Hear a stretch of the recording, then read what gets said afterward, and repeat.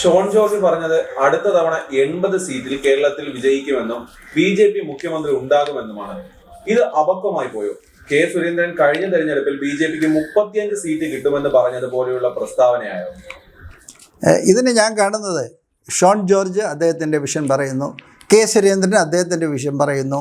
There all BJPയുടെ ലീഡേഴ്സാണ്, senior political ലീഡേഴ്സാണ്. ആസ് ലീഡേഴ്സ് അവർക്ക് അവരുടേതായ വിഷനുണ്ട്. ഇതെങ്ങനെ ഉണ്ടാവുന്നത്? അവർ പൊളിറ്റിക്സുമായിട്ട് കേരളത്തിൽ അങ്ങോട്ടും ഇങ്ങോട്ടും നടക്കുകയും സംസാരിക്കുകയൊക്കെ ചെയ്യുകയും പൊളിറ്റിക്കൽ ഇൻറ്ററാക്ഷൻ നടത്തുകയും വോട്ടേഴ്സുമായിട്ട് ബന്ധപ്പെടുകയും ചെയ്യുമ്പോൾ അവർക്ക് അവരുടേതായ തോന്നൽ വരും. ആ തോന്നലിൻ്റെ ഔട്ട്പുട്ടായിട്ട് ഷോണിൻ്റെ അഭിപ്രായം പറയാം, കെ സുരേന്ദ്രൻജിക്ക് അദ്ദേഹത്തിൻ്റെ അഭിപ്രായം പറയാം. അത് അവരുടെ അഭിപ്രായമായിട്ട് വിടുക. പക്ഷേ ഒരു കാര്യം ഞാൻ പറയാം, അല്ലെങ്കിൽ എനിക്ക് തോന്നിയൊരു അഭിപ്രായം പറയാം. ഈ അടുത്ത കാലത്തായിട്ട് കഴിഞ്ഞ 2-3 ആഴ്ചയായിട്ട് ഞാൻ കാണുന്ന ഒരു വ്യത്യാസം ഞാൻ പറയാം. രാജീവ് ചന്ദ്രശേഖർ BJPയുടെ കേരള സംസ്ഥാനത്തിൻ്റെ പ്രസിഡൻ്റായിട്ട് ചുമതല ഏറ്റെടുത്തതിന് ശേഷം ഞാൻ കാണുന്ന ഒരു BJPയുടെ വേവ് കേരളത്തിൽ കാണുന്നുണ്ട്, ഒരു പോസിറ്റീവ് വേവ് കാണുന്നുണ്ട്. രാജീവ് ചന്ദ്രശേഖറിൻ്റെ as a technology man, as a trustworthy man എന്നൊക്കെയുള്ള രീതിയിലും അദ്ദേഹത്തിന് വിശ്വസിക്കാമെന്നുള്ളതും വെച്ചുകൊണ്ട് എനിക്ക് തോന്നുന്നു ഒരു നല്ല മാറ്റം, ഒരു മാറ്റത്തിൻ്റെ ഒരു ഫീവർ ഓഫ് ചേഞ്ച് കാണുന്നുണ്ട്.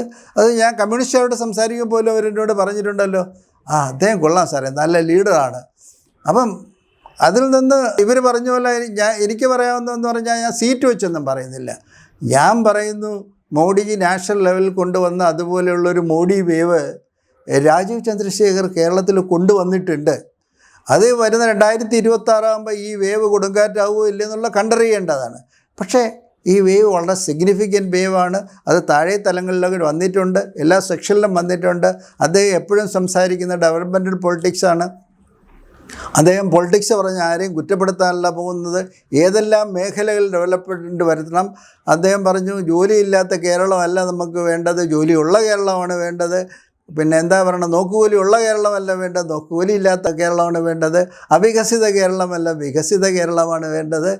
ഇൻഡസ്ട്രിയൽ കേരളമാണ് വേണ്ടത് എന്ന് പറഞ്ഞ് ഇൻഫ്രാസ്ട്രക്ചറിൻ്റെ റെവല്യൂഷനാണ് വേണ്ടത്, എഡ്യൂക്കേഷൻ്റെ റെവല്യൂഷനാണ് വേണ്ടത്, IT-യുടെ റെവല്യൂഷനാണ് വേണ്ടത്, കുട്ടികളെ വെളിയിൽ പോകാതെ ഇവിടെ പിടിച്ചിരുത്തുകയാണ് വേണ്ടത് എന്ന് പറഞ്ഞ് ഡെവലപ്ഡ് നേഷനിൽ 2047 ഇന്ത്യ ഡെവലപ്ഡായി മാറുന്നതിൻ്റെ ചുവട് പിടിച്ചുകൊണ്ട് കേരളം 2047 എങ്ങനെ വികസിത കേരളമാകണം എന്നുള്ളതിനെപ്പറ്റി അദ്ദേഹം കഠിനമായി അധ്വാനിക്കുകയും കഠിനമായി ഒരു ടീമിനെ വെച്ചിട്ട് പഠിക്കുകയും ഡെഫിസിറ്റ് അനലൈസ് ചെയ്യുകയും വേണ്ട പ്രോജക്റ്റുകൾ പോലും കൺസീവ് ചെയ്യുകയാണ്. നമുക്ക് ഭരണം കിട്ടിക്കഴിഞ്ഞാൽ കേരളം എങ്ങനെ വികസിപ്പിക്കണം, വിദ്യാഭ്യാസം എങ്ങനെ മാറ്റണം, ഹെൽത്ത് എങ്ങനെ മാറ്റണം, ഇൻഫ്രാസ്ട്രക്ചർ എങ്ങനെ മാറ്റണം, എങ്ങനെ ഇത്ര ഇൻഡസ്ട്രി ഇവിടെ കൊണ്ടുവരണം, സോഫ്റ്റ്വെയർ ഇൻഡസ്ട്രി കൊണ്ടുവരണോ, അങ്ങനെ ഇവിടെ വമ്പിച്ച മാറ്റം കൊണ്ടുവരുന്നതിന് ഭരണം നമ്മളെ ഏൽപ്പിച്ചു കഴിഞ്ഞാൽ എന്തൊക്കെ ചെയ്യുന്നുള്ളതിനെ പറ്റി ഒരു പാക്കേജ് തന്നെ അദ്ദേഹം ഡെവലപ്പ് ചെയ്ത് തുടങ്ങി. എന്നോടൊക്കെ പറഞ്ഞു വിദ്യാഭ്യാസത്തിൽ എന്തെല്ലാം മാറ്റം ഉണ്ടാക്കാൻ പറ്റും നമുക്ക്, കേരളം ഒരു ഗ്ലോബൽ ഡെസ്റ്റിനേഷനായി മാറണമെന്ന് പറഞ്ഞു. അതിന് നമുക്ക് എന്തൊക്കെ ചെയ്യാൻ പറ്റും? ഞാൻ പറഞ്ഞു സ്കില്ലിന് നമുക്ക് കൂടുതൽ ഇമ്പോർട്ടൻസ് കൊടുക്കണം. അപ്പോൾ നമുക്ക് എന്ത് ചെയ്യാൻ പറ്റും? സ്കിൽ ഇൻസ്റ്റിറ്റ്യൂട്ട്സ് കൊണ്ടുവരാൻ പറ്റും, IT ഇൻസ്റ്റിറ്റ്യൂട്ട്സ് കൊണ്ടുവരാൻ പറ്റും. പിന്നെ ഈ റോഡും ടൂറിസവും ഒക്കെ വികസിക്കുന്നതിന് എന്തെല്ലാം ഡെഫിസിറ്റ് ഉണ്ട്, അതൊക്കെ നിങ്ങൾ പഠിച്ച് പ്രപ്പോസൽസാക്കി വരൂ. നമുക്ക് ഇവിടുത്തെ ഗവൺമെൻറ് നമ്മളോട് പറയാണ് 2026 ഒരു ഡബിൾ എൻജിൻ ഗവൺമെൻറ് ഇരുന്നോട്ടെ, തിരുവനന്തപുരത്തും ഡൽഹിയിലും ഒരു ഡബിൾ എൻജിൻ ഗവൺമെൻറ് ഇരിക്കട്ടെ, ഞങ്ങളും വികസനം ആസ്വദിക്കട്ടെ എന്നൊരു 5 കൊല്ലത്തേക്ക് ഒരു ട്രയൽ ഏൽപ്പിച്ചു കഴിഞ്ഞാൽ അത് ശക്തമായി ഏറ്റെടുക്കുന്നതിന് വേണ്ടിയുള്ള തയ്യാറെടുപ്പിലാണ് അദ്ദേഹം പോകുന്നത്. അദ്ദേഹം ചുമ്മാല്ല, അദ്ദേഹം ഈസ് എ മൾട്ടി മില്യണർ, ഭയങ്കര പൈസയുള്ള മനുഷ്യനാണ്. പൈസ ഉണ്ടാക്കാൻ വന്നതല്ല, പൈസ ചിലവാക്കി സേവിച്ച് സന്തോഷിക്കാൻ വന്ന ആളാണ്. സിസ്റ്റമാറ്റിക്കായിട്ടാണ് ചെയ്യുന്നത്, പ്രൊഫഷണലായിട്ടാണ് ചെയ്യുന്നത്. അദ്ദേഹത്തോട് സംസാരിച്ചാലും നിങ്ങൾ ഇമ്പ്രഷനോടെ പോവുള്ളൂ. ചെയ്യാവുന്ന കാര്യം അദ്ദേഹം മോഡിജിയുടെ അതേ ഫിലോസഫി തന്നെയാണ്.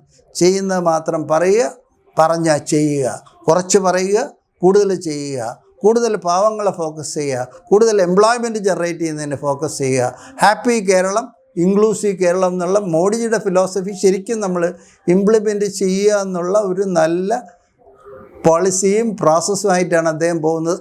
ആ ബാക്ക്ഗ്രൗണ്ടിൽ ഞാൻ പറയുന്നു നല്ലൊരു കാറ്റ് കാണുന്നു. കാറ്റിൽ പക്ഷേ കൊടുങ്കാറ്റായി മാറാനുള്ള സാധ്യതയും ഞാൻ കാണുന്നു.